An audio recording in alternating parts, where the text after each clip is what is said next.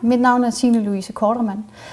I forbindelse med opførelse af værket Nordisk Nysue vil jeg fortælle jer om det her undervisningssite.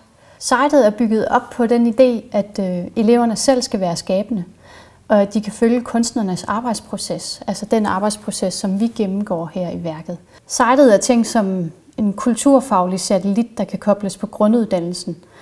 Vi vil lave det her site, fordi vi synes, det er vigtigt, at man arbejder med den kreative side af sig selv. Hvis man stopper med at være kreativ i 5. klasse, så er det også det, at man stopper med at udvikle sig som kreativt menneske. Selve tematikken i Nordisk Nysue, den drejer sig om hemmeligheder, at skabe sin egen identitet og kunne udtrykke sig med sit eget sprog. Sitet er bygget op efter ideen om et spil. På den måde kan man både arbejde med en spilform, som er sådan mere klassisk opbygget, hvor spilmesteren har sat nogle rammer op, men når man er ude i det fysiske rum, så kan man selv være kreativ, man kan selv skabe. På de forskellige niveauer arbejder man henholdsvis alene, man arbejder sammen 2 og 2, man arbejder sammen 4 og 4. Så man flexer hele tiden ud og ind af spillet og ud i det fysiske rum og tilbage til cyberspace igen. I selve produktionsfasen, der sidder man egentlig på sin egen bane. Man kan kun se selv, hvad man arbejder med.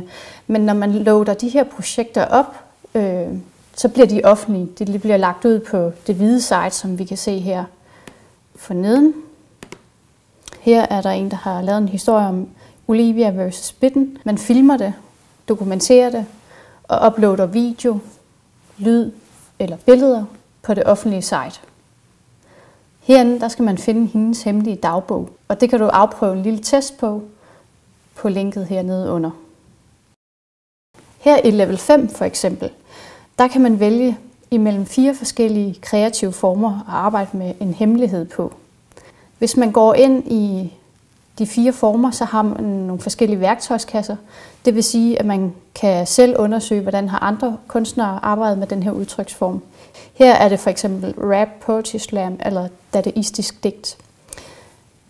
Samtidig med, at man kan se, hvordan Nysue oprindeligt er blevet brugt på den her måde, så kan man også gå ind og se, hvordan nutidige kunstnere arbejder faktisk med samme form. Det her det er ikke bare en side, hvor der ligger en masse opgaver, du skal hente ned og plotte ind i et nyt skema.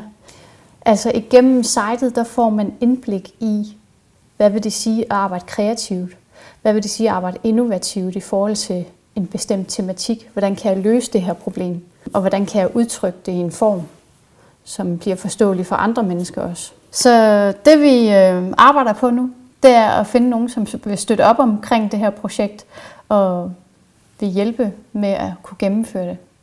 Så unge mennesker kan få indblik i, hvad nutidskunstens tematikker er, hvordan kunstnerne arbejder, hvordan de selv kan arbejde med de samme processer, hvordan de kan arbejde kreativt med dem selv.